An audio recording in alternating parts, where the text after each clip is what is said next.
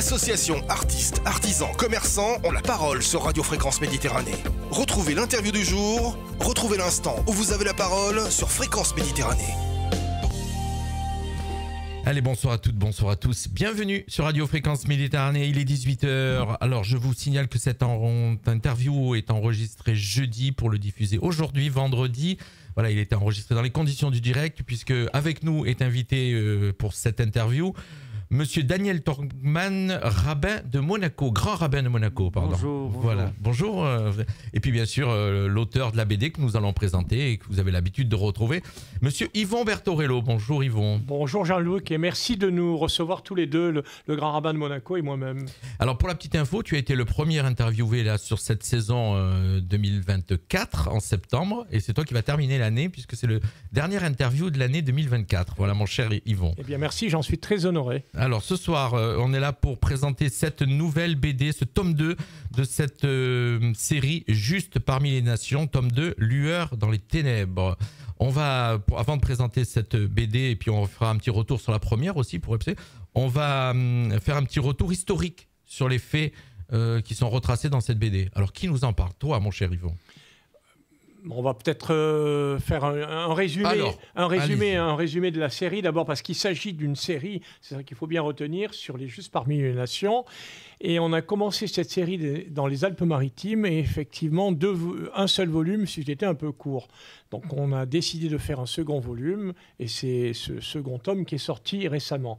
Quant au premier tome, eh bien, on avait évoqué certains justes dans un domaine géographique du département.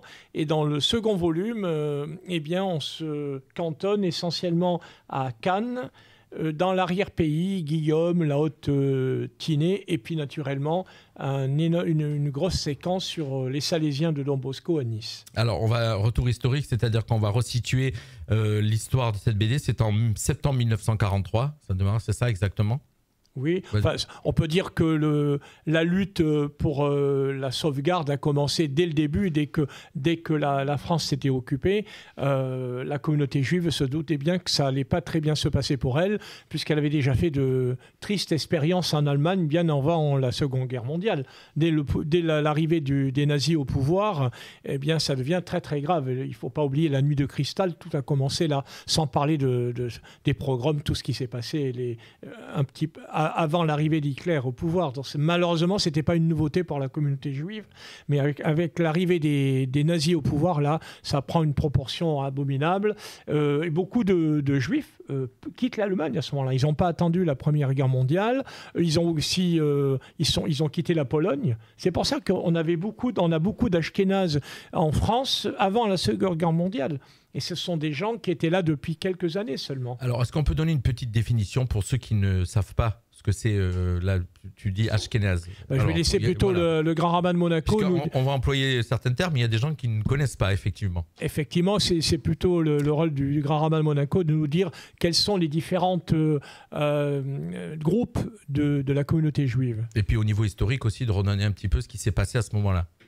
Alors, Monsieur le rabbin. Écoutez, d'abord, je suis très heureux d'être parmi vous pour évoquer cette page tellement importante de l'histoire contemporaine qui nous concerne tous. Alors, pour la différence entre les Ashkénazes et les Séfarades, en général, les Ashkénazes sont les Juifs qui sont originaires d'Europe. À la base, par exemple, on parle des Juifs de France, par exemple, les Juifs du temps de Rachi. Rachi, le plus grand maître Rachi de Troyes, est né en 1040, décédé en 1105. Donc il y avait une communauté juive à Troyes. Et il y avait une communauté juive, Rachi était dans la région qu'on appelle la Champagne. Et jusqu'aujourd'hui, même en Israël et dans le monde entier, les jeunes qui étudient le Talmud, quand ils étudient les commentaires des Tosafistes, sont des rabbins français. Donc on parle des Juifs de Bordeaux, et dedans ils peuvent parler d'endroits qui sont vraiment mémorables et qui, c'est marrant que tout le monde peut prendre connaissance de localités situées dans la France profonde. On parle vraiment de Cire, de Coucy. Enfin, il y a toutes sortes de localités qui ont pu donc être transmis. Alors j'ai parlé des Juifs de France, il y avait des Juifs bien sûr en Allemagne, à Worms, il y avait des communautés en Angleterre. Donc historiquement, ça va ensuite être suivi de l'expulsion des Juifs d'Espagne. Il y avait aussi des Juifs en Espagne qui étaient donc eux plutôt séfarades. Les Juifs de la péninsule ibérique, c'est ceux qui étaient en Espagne, au Portugal, qui vont être expulsés en 1492 et beaucoup vont joindre ensuite des terres plus tolérantes et accueillantes, à l'époque Amsterdam, la Hollande et puis également la Pologne. Donc il va y avoir des grandes communautés dans ces pays-là, donc c'est ce que je voulais dire, Pologne, Europe de l'Est, donc Ukraine malheureusement, Ukraine, Russie, dans ces pays-là, Roumanie, Hongrie, il va y avoir des grandes communautés qu'on appelle donc les Juifs d'Europe de l'Est ou d'Europe occidentale, sont les Ashkénazes, et les Juifs, à l'époque les Juifs français étaient aussi des Juifs Ashkénazes, et puis les Juifs d'Alsace. En revanche, les Juifs qui étaient d'Espagne, les Juifs qui étaient donc de Portugal, qui ont une partie, on va rejoindre d'ailleurs la France à Bordeaux, avoir des communautés avec des familles célèbres comme la famille Pereire qui était à Bordeaux, et ce sont les premiers qui vont bénéficier de la citoyenneté française.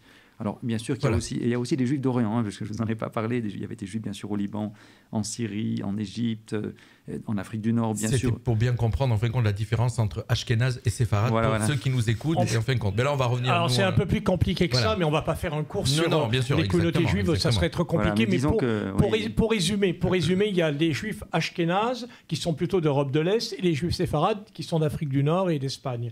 Mais, et encore, ça, c'est les deux grands groupes. Il y en a d'autres.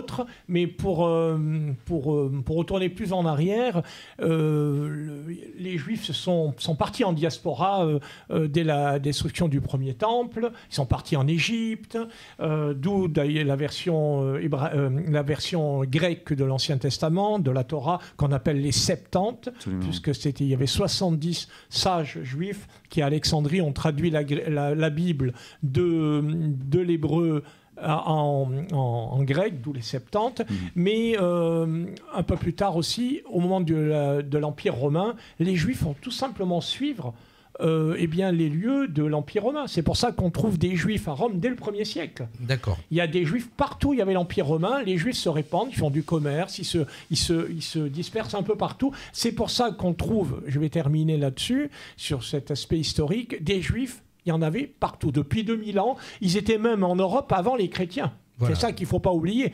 Les Juifs étaient partout en Europe parmi les chrétiens, et le christianisme, d'ailleurs, au début, s'est répandu comme ça. À Rome, la première communauté chrétienne, elle se fait autour de la communauté juive, et puis ensuite, elle va s'émanciper vers les païens. Et bon, ça, c'est une autre histoire. D'accord. Voilà. En tout cas, c'était un petit retour historique pour bien comprendre un petit peu de qui on parle. Et là, donc, on revient, nous, à notre bande dessinée, avec la localisation, donc le premier tome et le deuxième tome est une localisation ici dans le sud, plus principalement à Nice. Effectivement, quand on lance une série, il faut bien la commencer à quelque part. Et comme les co-auteurs de cette bande dessinée, que je vais citer dès le début, eh bien, il y a donc Frédéric Alali, moi-même, Yvon Bertorello, Monsieur Jalowski, David Ballon, Serge Scotto et Eric Stoffel. Donc c'est une équipe. Alors maintenant, M. Jalowski est allé voguer vers d'autres cieux, et cette équipe continue, développe cette bande dessinée. On a commencé ici parce que tout le monde, à part David Ballon, nous sommes tous dans le sud de la France. C'était un peu plus pour des raisons pratiques. L'idée, c'est de continuer dans d'autres régions. On a fait 2 volumes dans notre département et ensuite on va aller dans une autre région. D'accord. Alors, on va rappeler, puisque les noms que tu as donnés, moi je vais redonner leur rôle. Le scénario à la documentation, donc Serge Scotto, Eric Stoffel et toi Yvon, bien sûr.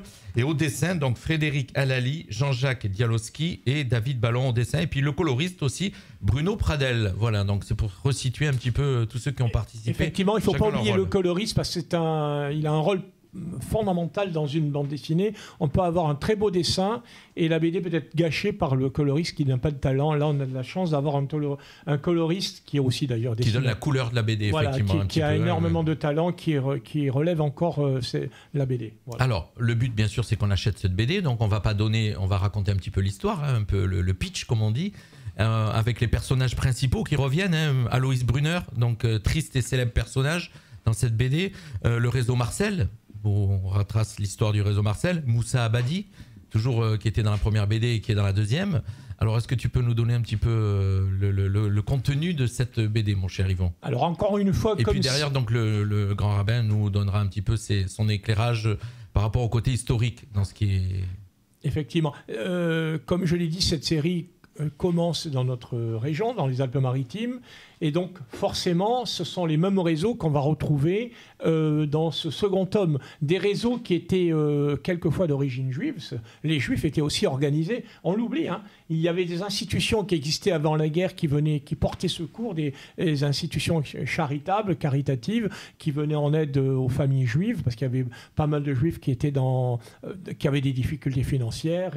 On aidait les enfants, etc. Et ces réseaux-là, ces organisations, elles ont fonctionné dans la clandestinité sous l'occupation.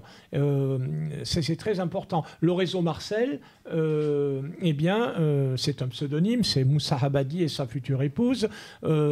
C'est eux-mêmes qui ont eu l'idée, c'est un réseau juif en fait. Et ils sont allés trouver l'évêque de Nice, Monseigneur Raymond, qui est juste. Et ensemble, ensuite, ils ont étoffé ce réseau qui existait déjà avant. C'est Moussa Habadi qui en a eu l'idée. Pour sauver essentiellement des enfants. Voilà. Mais il y avait d'autres réseaux, le réseau Pierre Merly, qui est connu puisqu'il a terminé sa carrière comme élu à Antibes. C'était un homme de gauche, catholique, homme de gauche, et c'était le plus jeune directeur de la maison du prisonnier sous le gouvernement de Vichy à Nice, et c'était une couverture, il s'est servi de ça pour cacher, sauver beaucoup de gens, des juifs, des résistants, enfin, ça a été un énorme. Et puis il y avait d'autres réseaux secondaires dans le département. Souvent ces réseaux s'entrevauchaient, s'entraidaient. Il n'y avait pas de lutte entre les réseaux, et ça a permis de sauver beaucoup de monde. Et là, il s'agit du sauvetage des juifs. Alors, des enfants dans le tome 1, mais dans le second tome, il n'y a pas que des enfants, il y a des adultes, il y a toutes sortes de gens et d'origines sociales diverses issus du monde juif qui vont être cachés et sauvés. Alors effectivement, dans le tome 1, c'est le titre, c'est Les réseaux de la liberté. C'est là où on découvre le réseau Marcel, son action auprès des enfants qui sont sauvés. Et là, comme tu dis, dans ce deuxième tome, des enfants et des adultes. Alors, au niveau historique, est-ce que le rabbin a été consulté pour...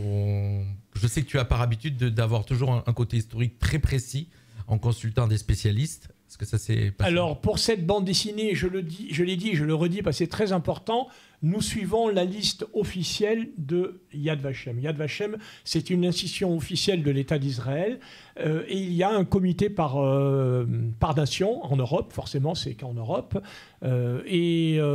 Cette institution, le comité français pour Yad Vashem, a pour objectif de répertorier tous les juifs, c'est-à-dire les juifs parmi les nations, ce sont les non-juifs qui ont caché et sauvé des juifs. Et alors il y a toute une enquête, il y a une procédure, on ne va pas parler de ça, ce serait un peu long. Donc nous, on suit la liste officielle de Yad Vashem. Il n'y a pas d'autre solution.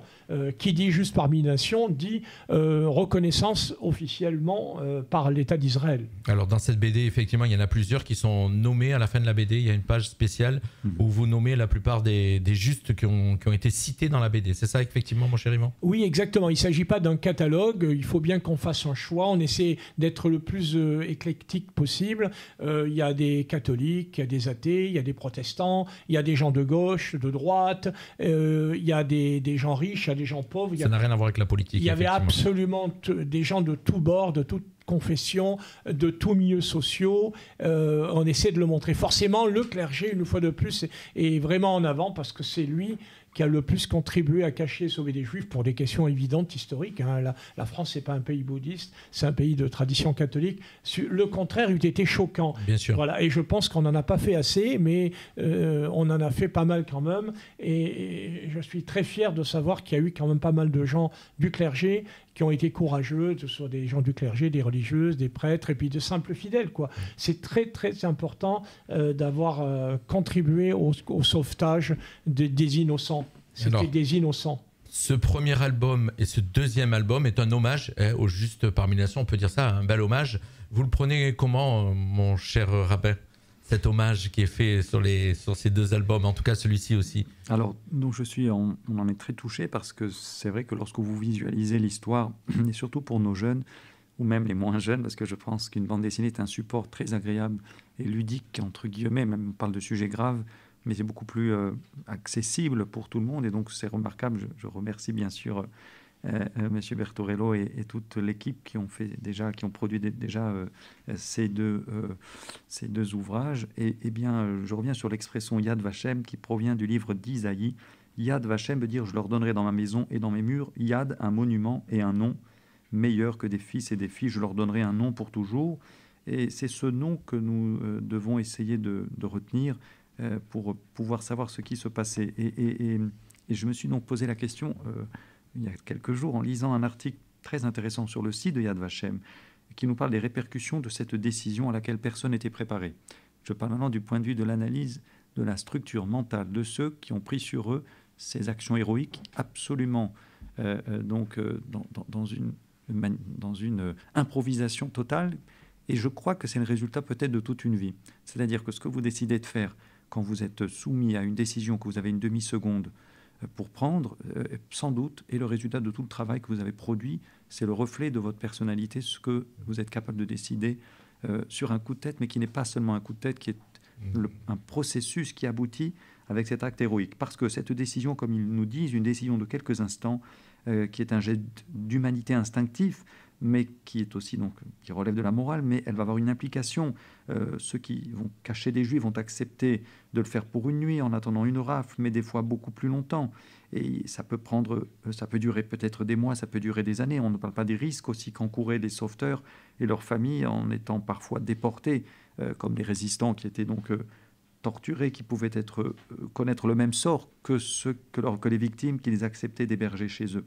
Alors, ce qui m'a le plus intéressé, c'est ce paragraphe qui nous dit que la plupart des sauveteurs sont des gens ordinaires. Certains ont agi par conviction politique, idéologique ou religieuse. Les autres ne sont pas des idéalistes, mais des personnes soucieuses du sort de ceux qui les entourent.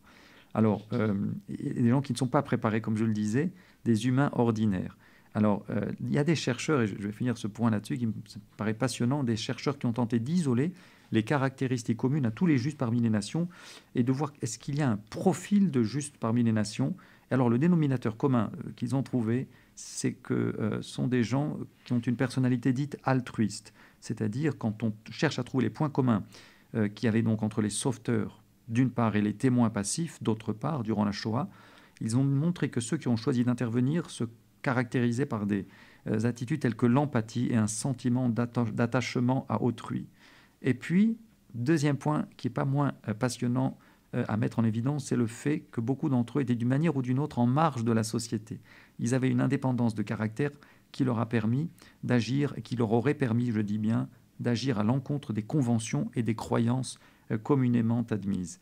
Ce qui veut dire qu'il y avait les observateurs passifs qui sont la règle et les sauveteurs qui sont l'exception. Alors pourquoi la règle, c'est les observateurs? Parce que c'est ceux qui suivent le courant. Et ceux qui sont un petit peu en dehors du courant, ce sont ceux-là qui vont trouver la force d'agir et de faire éclater au grand jour les trésors d'humanité qui étaient dissimulés dans leur être profond. Évidemment, devant une telle décision, comment vous réagissez? Donc je disais que d'une part, ce sont des gens ordinaires, mais qui avaient une forte capacité d'empathie et d'attachement pour les autres. Et d'autre part aussi une capacité à être un petit peu en marge de la température ambiante, d'être un contre-courant. Ça, c'est intéressant parce qu'on dit dans notre tradition que Abraham, le premier qui a été le premier monothéiste dont se réclament les trois religions monothéistes, Abraham était aussi, on l'appelle Abraham l'hébreu, ça veut dire celui qui est de l'autre rive. Dans la vie, des fois, il faut être de l'autre rive pour faire partie de ceux qui sont les héros du moment. Notre texte nous dit quand il n'y a pas d'homme, essaye d'être un homme. Et évidemment, beaucoup d'hommes extraordinaires ont été véritablement des hommes pendant ces temps d'obscurité. Ils ont fait éclater beaucoup de dimensions lumineuses absolument inouïes. Quelle belle définition de l'héroïsme et du courage. Qu'est-ce que tu en penses, Yvon? Oui, belle définition. Hein. C'est vraiment le rabbin a résumé absolument ce qu'il fallait dire. Oui, c'est vraiment très touchant de voir que dans des périodes aussi obscures que la Seconde Guerre mondiale, l'occupation nazie, il y a eu des lumières comme ça qui ont éclairé le drame abominable que vivaient ces populations. Alors l'ensemble de ces 2 BD, bien sûr, mettent en avant les justes parmi les nations, comme on dit, effectivement. Une liste qui ne cesse de s'agrandir, effectivement. On s'aperçoit encore une liste qui continue à s'agrandir. Ah oui, il y a chaque année, le Yad Vashem, le comité français du Yad Vashem, comme dans d'autres pays, reconnaît, enfin la procédure est plus, je simplifie, la procédure passe par Jérusalem évidemment, c'est Jérusalem qui valide la procédure, mais c'est les comités nationaux qui l'annoncent. Chaque année, il y a des nouveaux justes qui sont reconnus. C'est les familles qui font remonter des noms Alors, c'est surtout pas les familles de justes, absolument pas. Ce sont les descendants des Juifs cachés qui en font la demande. Les justes, à aucun moment d'ailleurs, les justes ne demandent jamais rien pour eux. Les vrais justes, si je puis dire, eh bien, ils veulent aucune reconnaissance, ils veulent aucune compensation, aucune médaille, ils veulent absolument rien. Il y en a qui ont refusé jusqu'au bout, c'est à titre posthume, quand la plupart, on leur a accordé cette décoration, cette médaille, cette reconnaissance. Donc ce sont les descendants des gens cachés qui font la demande. Il faut des preuves, il y a des documents, etc. Il y a toute une enquête. Une médaille, comme tu dis, avec une très belle citation sur la médaille. Quiconque sauve une vie, sauve l'univers tout entier. Effectivement, voilà, ça c'est encore une belle définition. C'est très très beau, oui. Alors, justement... On retrouve tout ça dans la BD, hein, tout ce que j'annonce, tout ce que je dis, donc il faut... Pardon, il faut l'acheter. Excuse-moi, j'ai eu un petit moment compliqué. Dis-moi.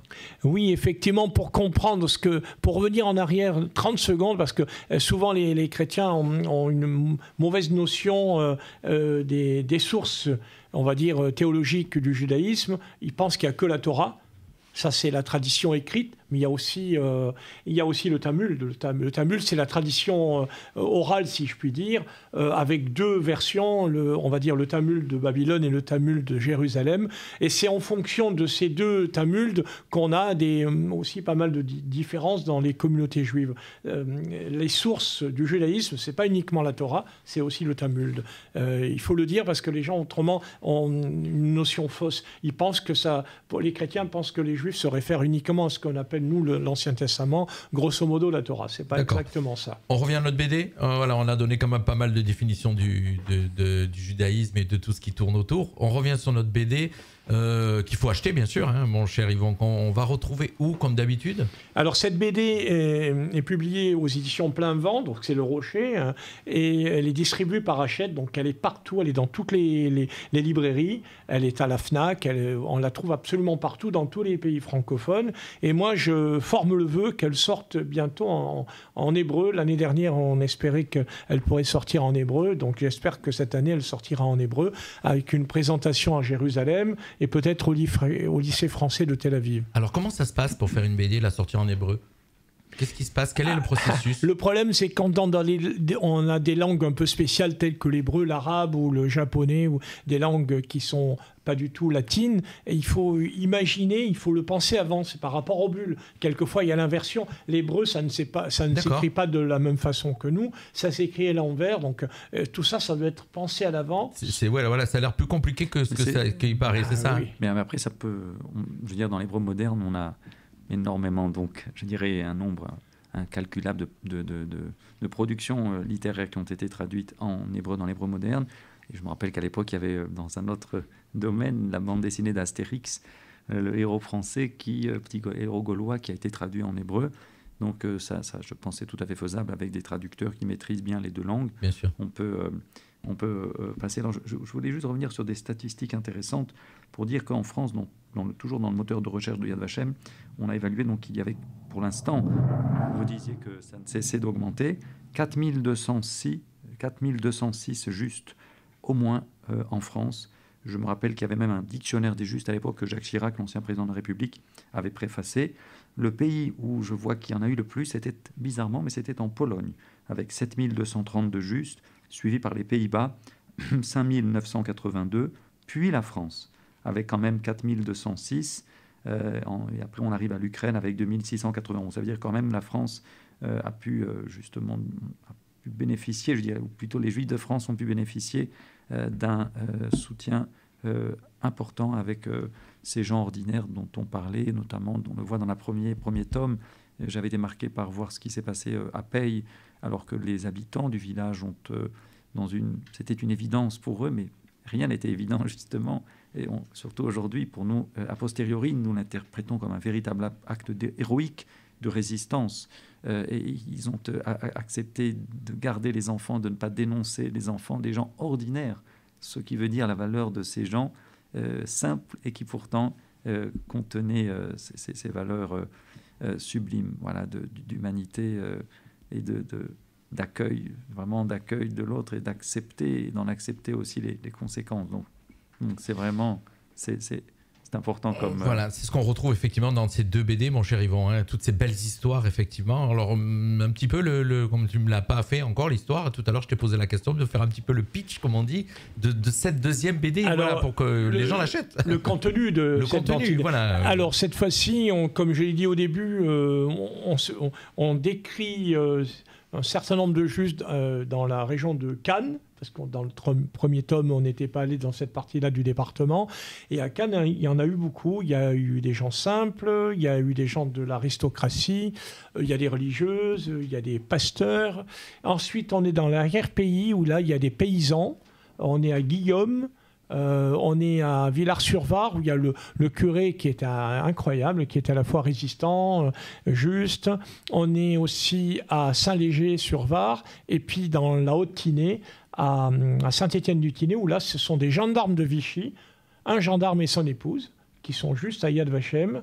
Il y en a eu d'autres dans le département. Il y avait même un gendarme au centre, à Nice, qui donnait les informations et qui prévenait les autres qu'il allait y avoir des rafles. Donc, on rappelle que tous ces gens risquaient leur vie, hein, donc à chaque fois, hein, bien sûr. Voilà, il faut bien le comprendre. Dire aujourd'hui, ah bah tiens, c'était bien de cacher et sauver des Juifs. Non, on risquait sa vie, quoi. À l'époque, on risquait sa vie. Moi, je connais une personne de Clermont-Ferrand dont le papa était gendarme, officier. Eh bien, il a caché des Juifs et il a été déporté, il est mort. Voilà. Et j'espère qu'on fera un jour un volume dans cette région et on parlera de ce monsieur, ce gendarme, cet officier qui a caché des Juifs et qui a été dénoncé et qui est parti en camp et qui n'est pas revenu. Alors tu me donnes la transition parfaite puisque premier volume on est dans le secteur de Nice, deuxième volume on va un petit peu dans la Ripéry et Cannes. Les prochains volumes, il y a des prochains volumes prévus? Alors dans le second volume on va à Cannes et dans l'arrière-pays comme je l'ai dit, Guillaume, Saint-Léger, Villars-sur-Var, Saint-Étienne-de-Tinée, mais aussi à Nice, de nouveau, il y a une grosse séquence avec les Salésiens Don Bosco. Tout le monde connaît l'institution de Don Bosco qui va fêter ses 150 ans de présence en 2025. Et là, il y a eu beaucoup d'enfants qui ont été cachés. La fameuse séquence dans la crypte avec une double cloison. Et donc, les Salésiens ont fait beaucoup de choses. C'était impossible de ne pas en parler dans cette bande dessinée. Voilà, oui, pardon. Et juste un point intéressant, je discutais justement hier avec une dame dont le beau-père avait été sauvé pendant la guerre. Son beau-père a pu être sauvé. Et ce qui était intéressant, c'est qu'elle me disait que son beau-père a gardé, parce qu'ils avaient été sauvés, lui, sa maman et je crois un frère, ils ont gardé toute leur vie une relation très forte avec les justes qui les avaient sauvés, comme si c'était un peu la même famille. Et donc, ils ont continué à s'inviter pour des célébrations. Et elle me disait, mon mari, quand il était enfant, allait passer les vacances dans cette famille qui avait sauvé son père. Et je me rappelle aussi, j'avais un camarade, quand j'étais étudiant, qui, lorsqu'il s'est marié, son épouse était également fille d'un déporté, d'un enfant caché, et qui avait bien sûr invité au mariage de sa fille, un rabbin qui avait invité bien sûr au mariage de sa fille la famille qui avait sauvé la famille, donc qui avait sauvé sa propre famille. Donc c'est pour vous dire que des liens, souvent il y a eu des liens très forts qui se sont établis entre les bénéficiaires et de ces actions je dirais héroïques de sauvetage et ceux qui les ont accueillis et ceux qui ont bénéficié de cette aide. Il y a eu un lien très fort qui s'est créé. Des liens qui continuent certainement aujourd'hui. Malheureusement, bien heureusement plutôt, je l'ai entendu bien souvent, même à la troisième génération des des Juifs et à la troisième génération des Justes, il y a des liens très forts. Des fois, c'est la même famille. Et quelquefois, vous avez des côtés juifs des familles très pratiquantes et côté Justes des familles catholiques très pratiquantes. Eh bien, ils vont à la bar mitzvah, les autres vont au mariage des uns et des autres. C'est une vraie famille. Oui. Ils disent, ben, moi, ma famille, une partie de ma famille est juive. Et l'autre, il dit, une partie de ma famille est catholique. Ouais. Je l'ai entendu plusieurs fois, donc c'est assez touchant. De belles histoires, effectivement. Des gens qui sont croyants très fortement et pratiquants dans leur communauté et qui sont pourtant très unis par c'est ça qui est incroyable. 80 ans après, il y a un monsieur qui m'a dit mais c'est comme si j'avais été sauvé moi-même, alors que c'est ma grand-mère ou mon arrière-grand-mère. C'est ça qui est formidable. De très très belles histoires qu'on retrouve dans ces 2 premiers tomes des BD. Et dans le deuxième tome, c'est important de le dire, le deuxième tome commence justement par les Salésiens. On a une séquence très forte qui commence au début. On est au 21 mars 1944 et on voit la chapelle des Salésiens, cette magnifique chapelle art déco à l'intérieur. Et sous la chapelle, il y avait la fameuse crypte où les enfants étaient cachés. Donc moi, j'encourage fortement les gens à acheter cette bande dessinée. Vous voyez, il y a la crypte dans la 5e page. Donc, il s'est passé beaucoup de choses. Il y a aussi... Alors, en plus, effectivement, comme tu dis, en plus d'avoir le côté historique, on a un petit peu le côté local, puisqu'on a beaucoup d'endroits qui ont été dessinés de chez nous, effectivement, de la RPI et de Cannes. Et de Nice aussi. Forcément, cette BD s'incarne dans les Alpes-Maritimes. De nouveau, on parle des Clarisses de Cimier, des religieuses, des sœurs du couvent de Peille, un peu de partout, donc des religieuses aussi qui étaient à Cannes, des gendarmes, des particuliers, des prêtres de paroisse, des pasteurs, des paysans. À Guillaume, ça a été à Guillaume, c'est remarquable ce qui s'est passé aussi. Moi, j'encourage fortement les gens à acheter et lire cette bande dessinée. Mais on va les encourager aussi, on va même leur faire gagner, mon chéri. Ça a vraiment un côté mémoriel très important. Et surtout, quand on pense à l'actualité de 2024. De ce qui est en train de se passer, ce qui s'est passé. Et puis de 2023 aussi, tout ce qui s'est passé depuis un an. C'est très très important de voir qu'il y a eu des gens courageux. Et dans l'un des prochains volumes, c'est très important ce que je vais dire là, on va évoquer le recteur de la mosquée de Paris. Il a caché des juifs à la mosquée de Paris. Vous voyez, c'est pas lié à une communauté.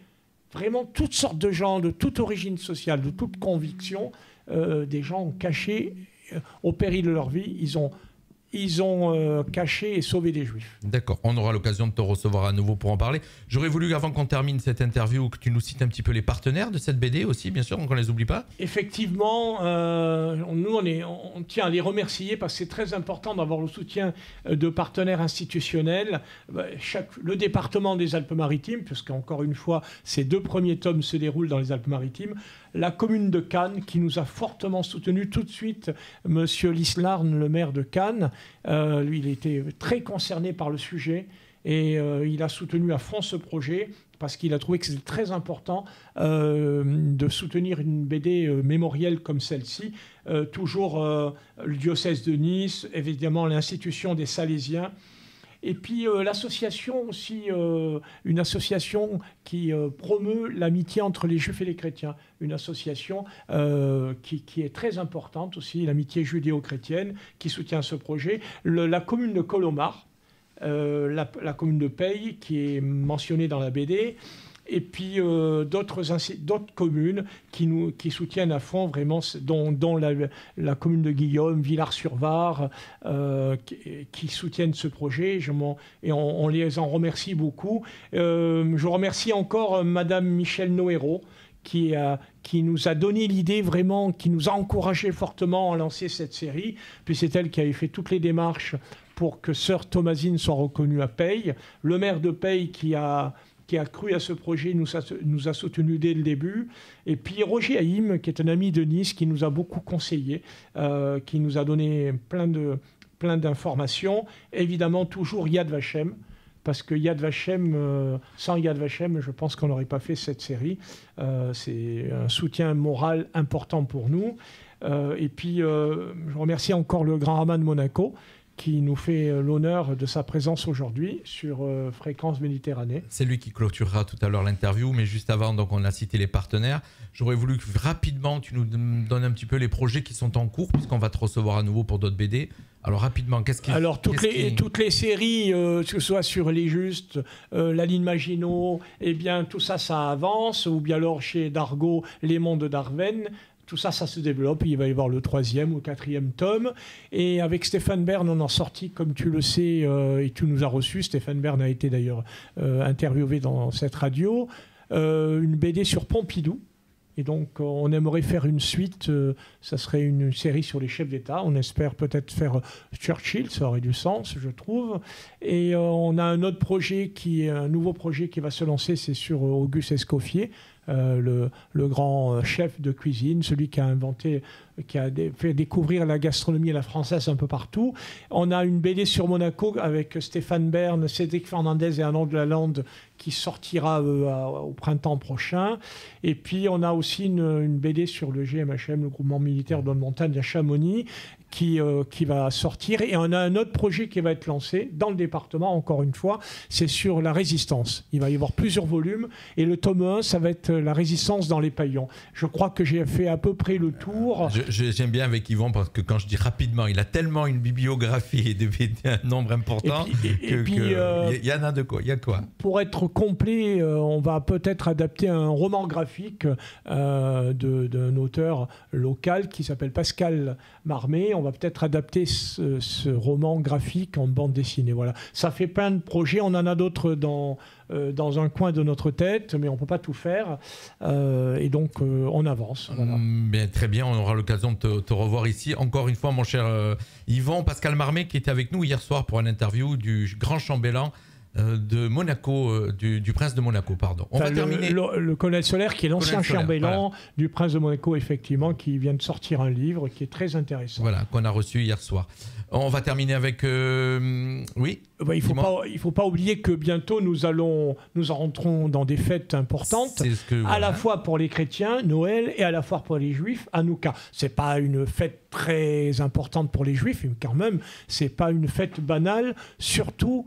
Au regard de l'actualité, cette fête de Hanouka, le grand rabbin va nous en dire quelques mots, c'est une fête qui est chère au monde juif et qui n'est pas du tout étrangère au monde chrétien, puisque l'histoire d'Hanouka, elle est lue dans la liturgique, dans le bréviaire par le clergé. Voilà. Alors, mon cher... Alors, donc, nous allons effectivement, à partir de ce mercredi soir, entrer dans cette fête qui est justement, on parlait tout à l'heure de la lumière, et elle est tout à fait dans cet esprit de lutter pour maintenir des valeurs de spiritualité, mais perçues comme une volonté aussi de liberté, de pouvoir croire et exercer, je dirais, d'exercer sa pratique et vivre selon ses convictions sans avoir d'ordre qui vous est imposé pour vous forcer à vous comporter d'une certaine manière. Alors, de quoi s'agit-il ? C'est une révolte. Donc, ce sont des insurgés, on pourrait dire des résistants à l'époque de la conquête par ensuite Alexandre le Grand.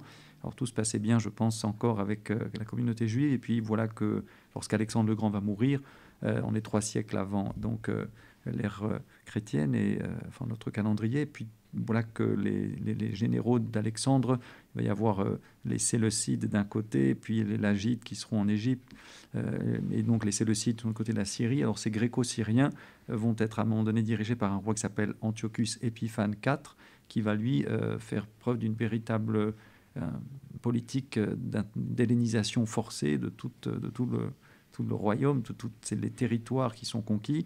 Et donc la communauté juive qui avait donc son culte, qui avait son temple, qui avait sa croyance, ne se voit plus accorder la même possibilité de pouvoir vivre sa croyance avec la même liberté.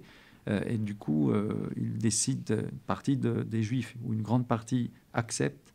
On parlait tout à l'heure de ceux qui acceptent, les hellénisants, ou ceux qui sont d'accord de se satisfaire de cela, et puis ceux qui vont dire non, on va lutter, parce que ce qu'on défend ici, c'est une relation particulière entre nous et le Créateur, et on ne peut pas renoncer si facilement. Ils vont, contre toute attente, vaincre les armées puissantes grecques, et ils vont réussir à reprendre le temple, et pouvoir procéder à son intronisation et à son inauguration. De nouveau, le mot Hanouka veut dire inauguration. Et donc c'est le rappel le plus important, j'y arrive, c'est qu'on va trouver dans le temple, au milieu de toutes ces fioles d'huile qui ont été souillées volontairement par les Grecs, qui tentent quelque part de désacraliser ce qui représentait quelque chose de sacré pour le peuple juif, eh bien, on va avoir la surprise de trouver une fiole qui est le miracle de trouver quelque chose qui est pur, d'une énergie, pour ainsi dire, qui est restée intacte. Et c'est à partir de cette fiole qu'on va allumer le candélabre, la menorah du temple, qui, contre toute attente, là aussi, va rester allumée pendant 8 jours. C'est un miracle qui fait que en ayant du combustible uniquement pour un jour, on va en avoir pour 8 jours. Ce que Emmanuel Levinas, le philosophe, dans un très beau texte, il expliquait que cela signifie qu'on peut parfois produire du plus à partir du moins et que vous allez avoir des résultats par rapport à ce que vous entreprenez qui ne dépendent pas de ce dont vous disposez pour pouvoir obtenir ce résultat. C'est-à-dire le peu de combustible va produire beaucoup plus de lumière. Le peu de combattants va produire une victoire sur les puissantes armées gréco-syriennes. C'est le rappel que quand on a de la volonté, et je crois que ça rejoint peut-être aussi un peu notre thème des justes, qui, avec le peu de moyens dont ils disposaient, ont parfois réussi à lutter contre l'horreur, contre l'indicible. Et bien là aussi, ces résistants qui étaient alimentés par une véritable foi avec le grand prêtre Mattathias et ses 5 fils, ont réussi à survivre et à montrer le chemin de la nécessaire liberté qu'ils recherchaient pour pouvoir continuer de maintenir une culture, de maintenir une tradition qui ne se veut pas, et là je finirai là-dessus, qui ne se veut pas dans une quelconque posture d'hégémonie ou de prosélytisme, car le peuple juif n'a jamais été dans un prosélytisme pour imposer sa religion aux autres. En revanche, là, c'est la volonté de pouvoir au moins conserver ses valeurs, conserver ses traditions, et ne pas se voir imposer comme un diktat venu de l'extérieur une politique à laquelle on ne veut pas adhérer.